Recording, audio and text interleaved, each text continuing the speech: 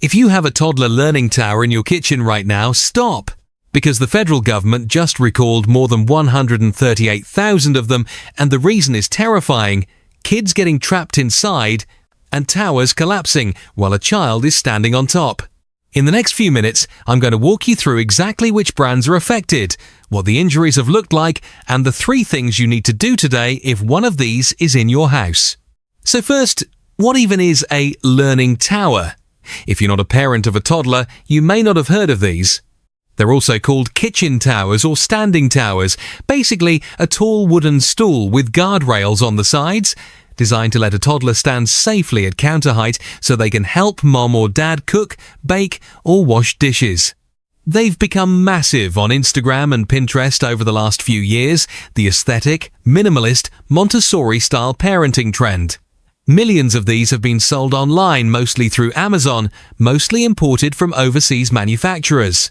But the US Consumer Product Safety Commission, the CPSC, has now recalled several waves of them in 2026 alone, and this latest batch, announced this week, is the biggest yet.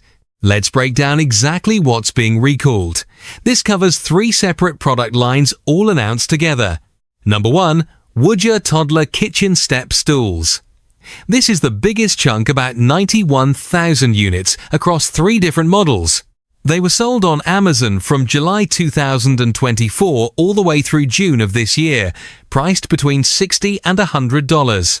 The company that makes them received 22 separate reports of the stools becoming unstable or tipping over, and 15 of those incidents resulted in actual injuries to kids, cuts, scrapes, and bruises.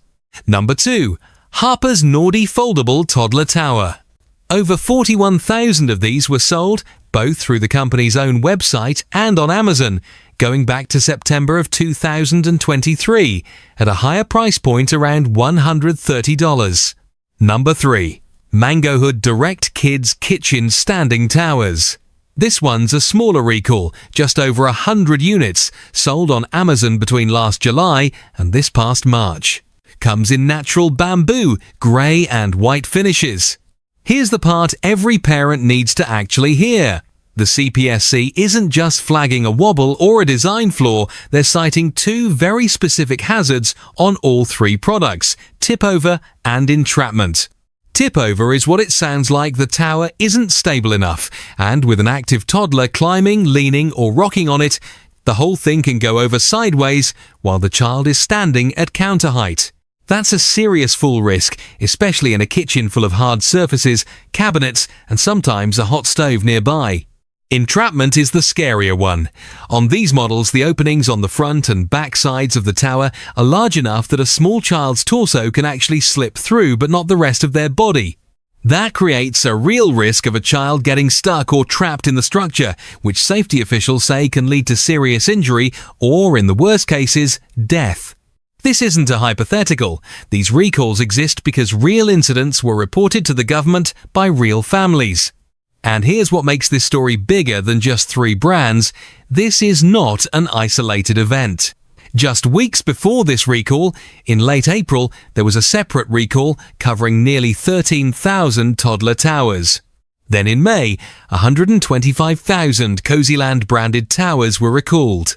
Consumer advocacy groups, including Consumer Reports, have been investigating this entire product category for months, and they've flagged additional brands, names like Anasti, Stadi, Total Home, and WeFo, as also having safety concerns, some tied to their own recalls earlier in the year. The pattern experts are pointing to is this: a lot of these lower-cost, imported learning towers are being sold directly through online marketplaces without necessarily meeting the same structural safety standards you'd expect from a big-name furniture brand. And because they're marketed so heavily on social media as the trendy parenting must-have, a huge number of households ended up buying one without ever checking for a recall notice. So, what do you actually do if you think you might have one of these? Step 1. Check the model number. For the Woodure stools, it's engraved on the underside of the bottom step models WD1357, WD1720, and WD1764. For the HARPPA Nordi, look for a label on the underside of the step reading model number HANDS, 00002. For the Mangohood Direct Tower, it's model LT3, sold in natural bamboo, grey and white. Step 2. Stop using it immediately. All three companies are telling consumers to move the stool out of reach of children right away. Don't wait for the repair kit to arrive before you take it out of rotation. Step 3. Contact the company for your free repair kit. Every one of these recalls includes a no-cost fix, typically consisting of protective netting for the side openings and stabilizing feet to prevent tipping, plus installation instructions. Woodure can be reached through their recall website or by phone. HARPPA has a dedicated recall phone line and email. And Mangohood Direct's repair kit comes through the importer Hangzhou Xinyan Chuangjin. I'll put the direct contact info for all three companies in the description below, so you don't have to go hunting for it. Look, none of this means every learning tower on the market is dangerous. Plenty of well-built ones exist. But if you bought one online in the last 2 or 3 years, especially from a smaller or unfamiliar brand, it genuinely takes 2 minutes to flip it over and check that model number against this list. In a kitchen full of hard edges and hot surfaces, 2 minutes is a small price to pay. If this helped you, do me a favor and share it with another parent in your life. A recall notice only works if people actually see it. And subscribe, because we cover stories like this, recalls, safety alerts, things that actually affect your household every single week.